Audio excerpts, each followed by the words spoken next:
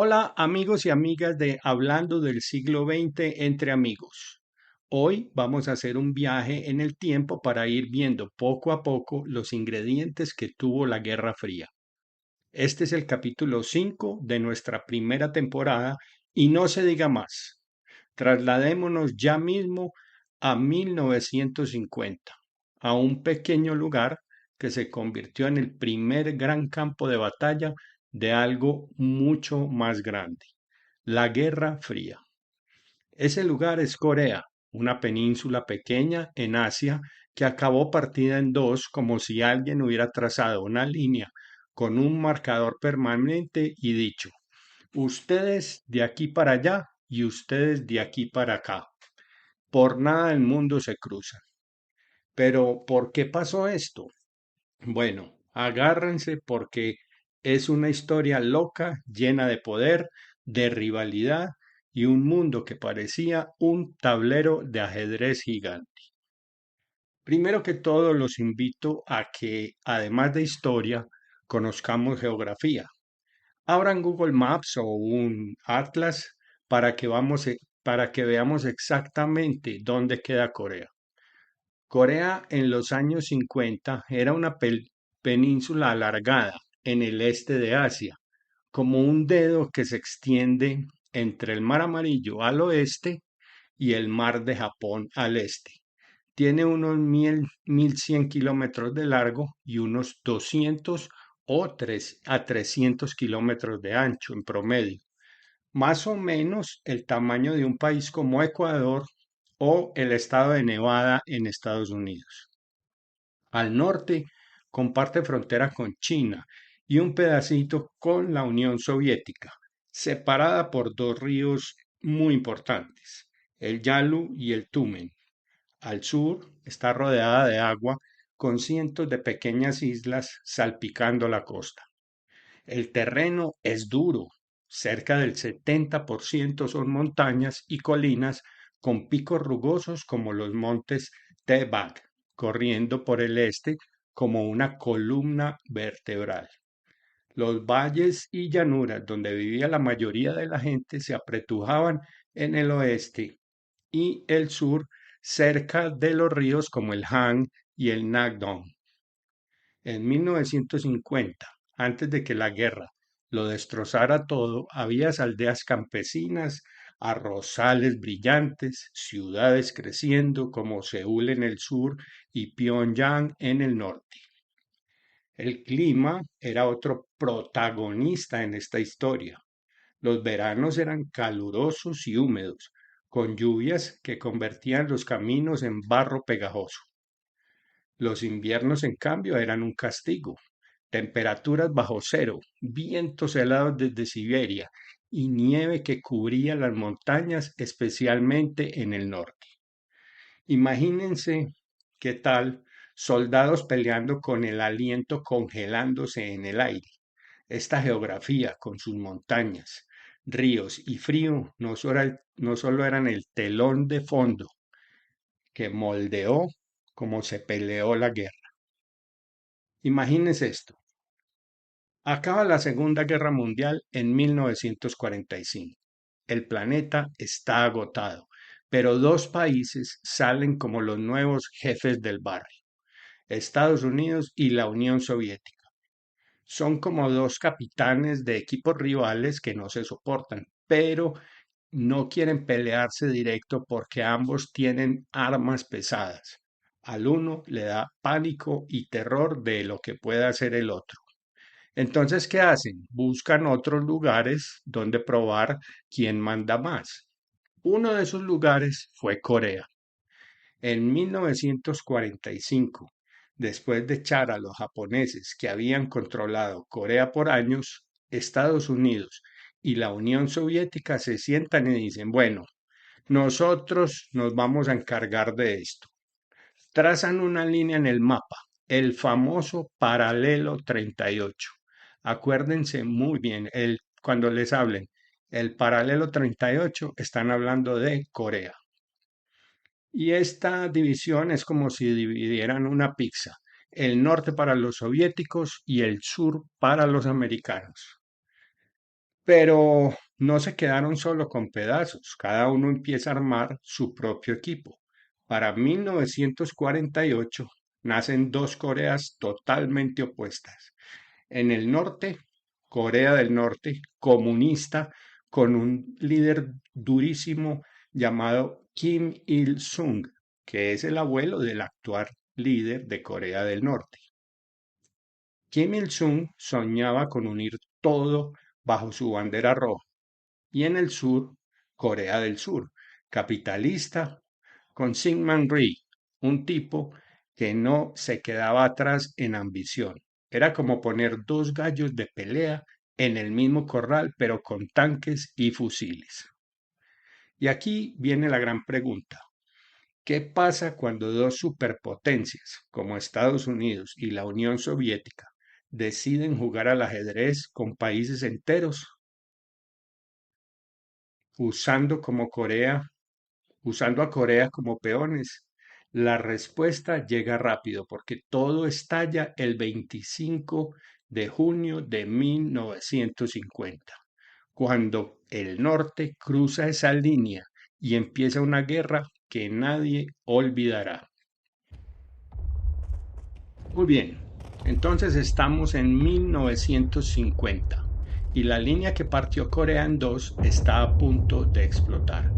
El 25 de junio de 1950, un domingo tranquilo, cuando de repente miles de soldados norcoreanos con tanques y cañones cruzan el paralelo 38 como una avalancha. Esto no es un ataque cualquiera. Detrás están dos gigantes, Stalin desde la Unión Soviética y Mao Zedong desde China, dándole el visto bueno a Kim Il-sung para que invadiera el sur y lo pintara todo de rojo comunista. Imaginen cómo es como si fuera un equipo de fútbol. El equipo se lanza al ataque con los mejores refuerzos, mientras el otro ni siquiera tiene el balón listo. El objetivo era claro, tomar Corea del Sur rapidito y sin unir y unir la península bajo un solo mando. Y señoras, señores, casi lo logran. En cuestión de días, la capital del sur, que es Seúl, era y es Seúl, cae.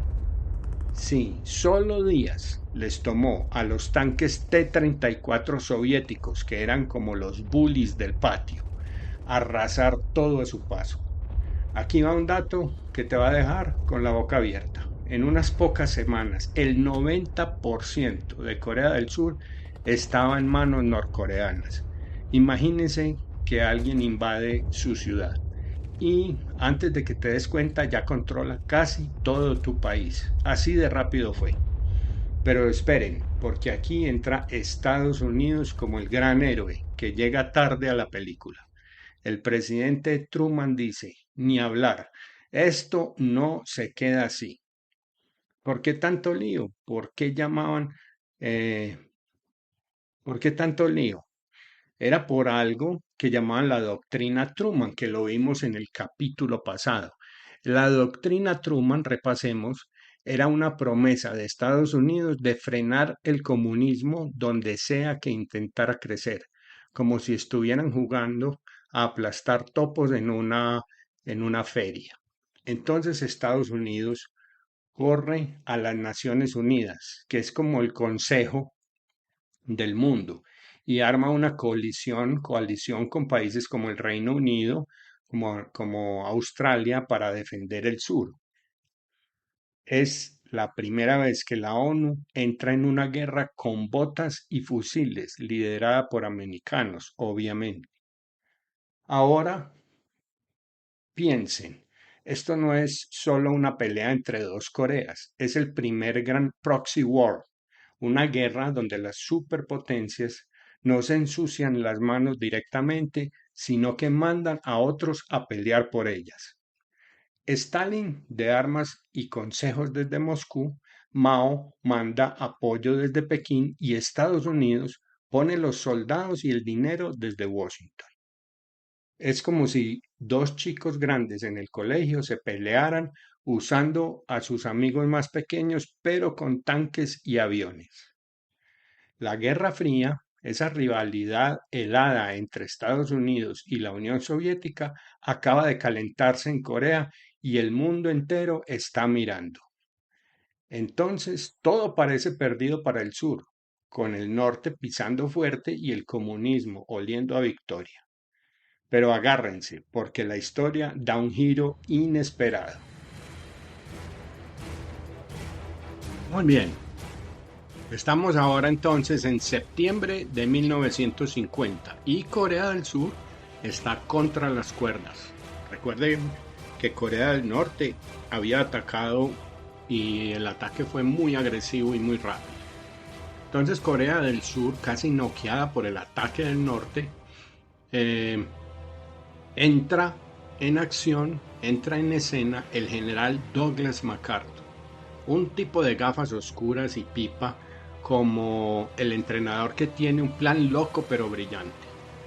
El 15 de septiembre, MacArthur lanza un contraataque sorpresa en Incheon, una ciudad costera al oeste de Corea del Sur. Hoy en día es una próspera ciudad y con edificios gigantes. Imaginen esto como si fuera un pase de fútbol americano. Nadie lo veía venir. Las tropas de la ONU, lideradas por Estados Unidos, desembarcan desde barcos en una playa llena de pantano y mareas traicioneras. En pocos días liberan Seúl. Es un golpe maestro.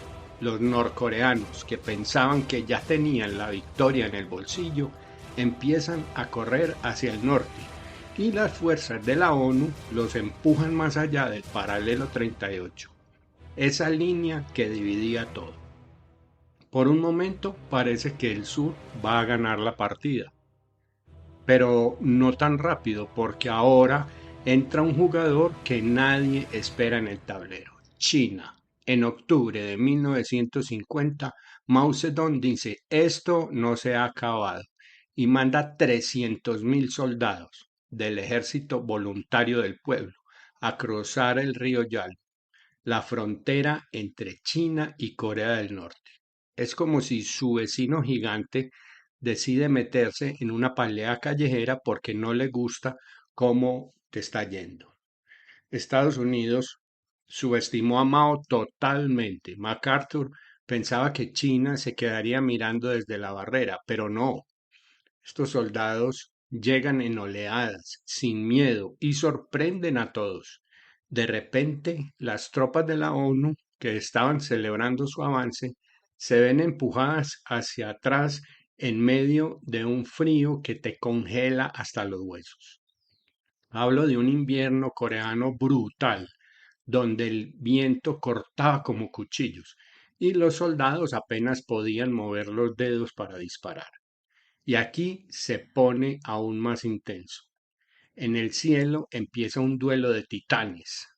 Los jets MiG-15 soviéticos, manejados por pilotos norcoreanos y chinos, rugiendo como avispas furiosas contra los F-86 Sabre americanos que zumbaban como halcones cazando.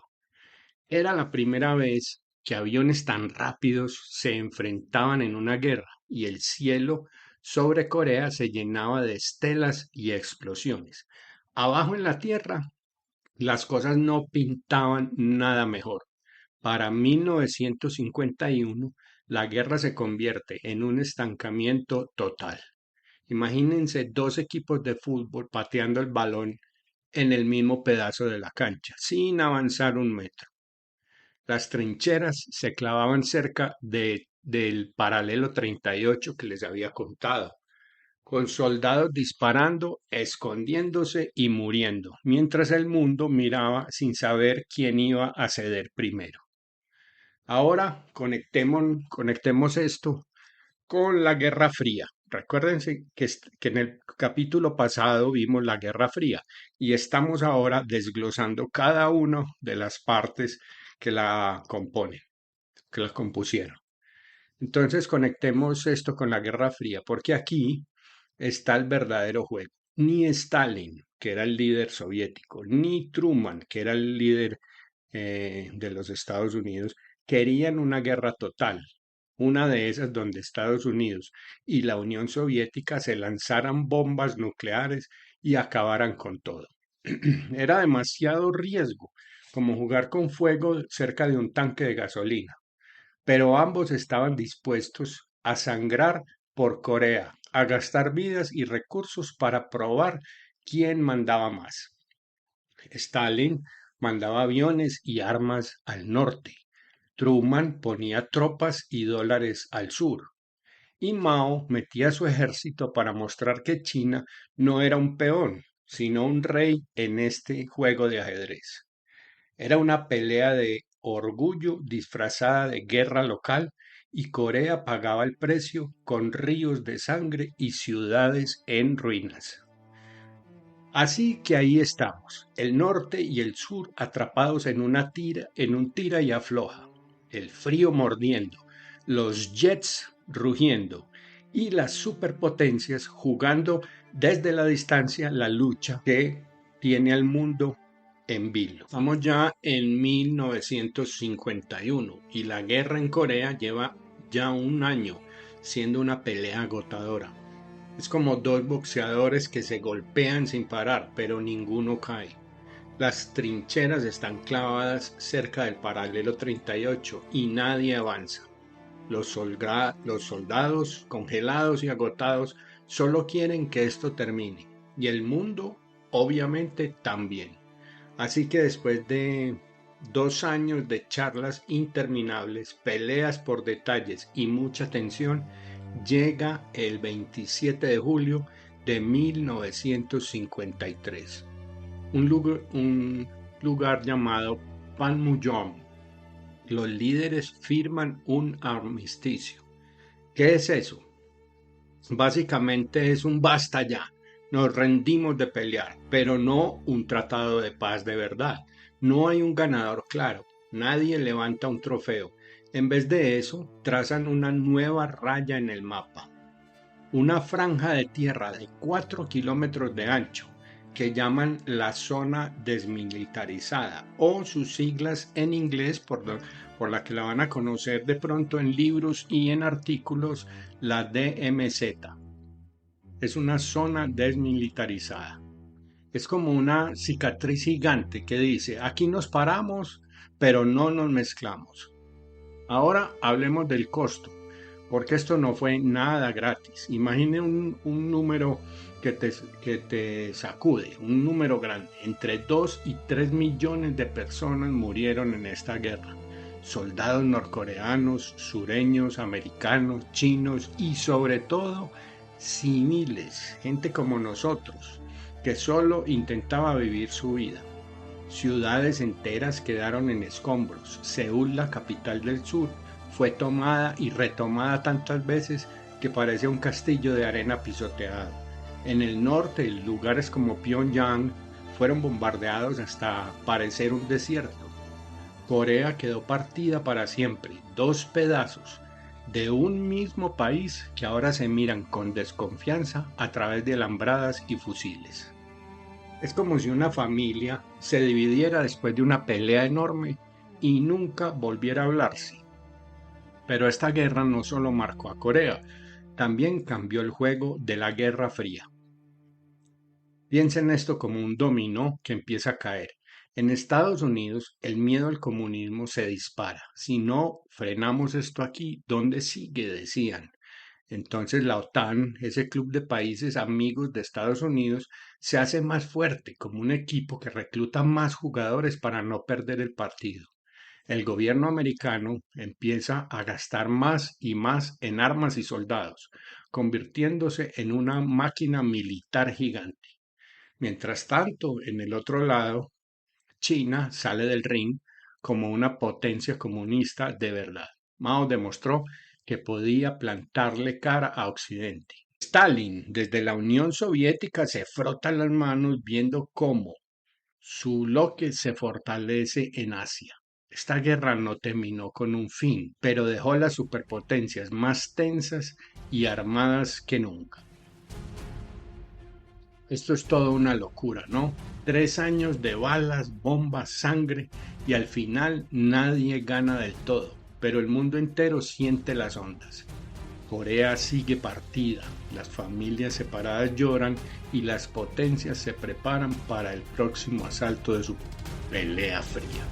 Así que después de todo, ¿qué significa esto hoy?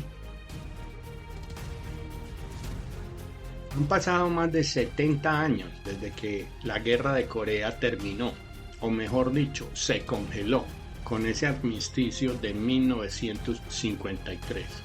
Pero si miran un mapa de hoy, sigue partida en dos. Ahí está esa zona desmilitarizada o DMZ, una franja de 4 kilómetros de ancho, llena de minas, alambres y soldados que miran con ojos de halcón desde ambos lados. Es como una cicatriz gigante de la Guerra Fría. Es un recordatorio de que el pasado no se borra tan fácil. En el sur, Corea del Sur creció y se convirtió en un país moderno con rascacielos y tecnología por todas partes. En el norte, Corea del Norte sigue siendo un misterio, cerrado al mundo y ahora con un juguete muy peligroso, posibles armas nucleares. Si ese país pequeño que peleó hace décadas hoy tiene misiles que hacen temblar al planeta, la tensión entre las dos Coreas no solo fue un cambio de cara. ¿Qué nos dejó la guerra? Una lección enorme. Fue como el ensayo general de lo que vendría después, especialmente Vietnam, que lo veremos detalladamente.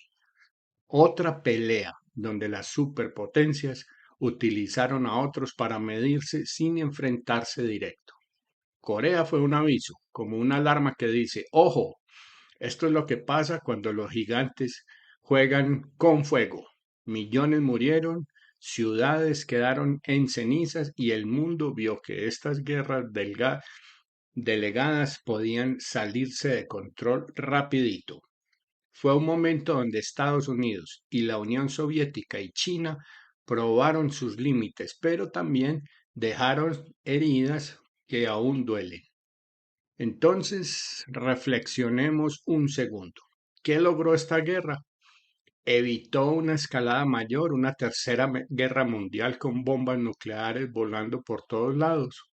De pronto sí, quizás sí, porque Stalin y Truman nunca se fueron a las manos directo, pero también podrías decir que solo sembró más conflictos, más desconfianza, más carreras armamentísticas.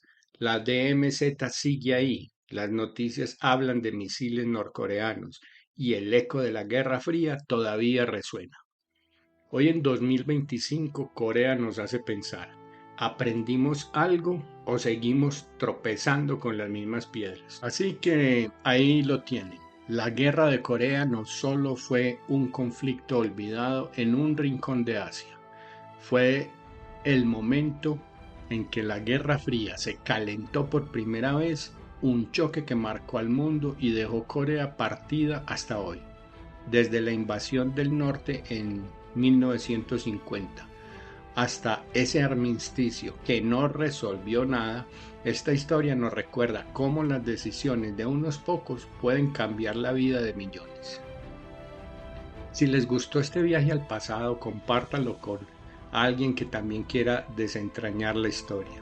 Déjenos sus pensamientos, déjenme sus comentarios. ¿Qué te gustó más? ¿Qué otro rincón del pasado quieres explorar?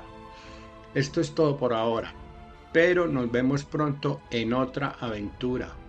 Hasta la próxima y muchísimas gracias. Síganme en las redes, síganme por favor, denle me gusta si les gustó y adelante. Recuerden que la historia los acompañe. Les habló Federico Vélez desde el municipio de El Retiro en Antioquia, Colombia.